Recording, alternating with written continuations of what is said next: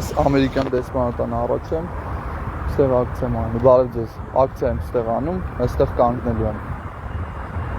Մի ժամ տևողությամբ ակցիա, ստեղ կանգնելու եմ։ Առաջի անգամ չի, էլի եմ արել։ Ես դες չեմ խանգարում, ոչ մի բան չեմ անելու, ոչ մի բռնի բան չի լինելու։ Անվտանգության աշխատակիցը խնդրում էր թողեմ կոֆե խմեն, նոր են եկել։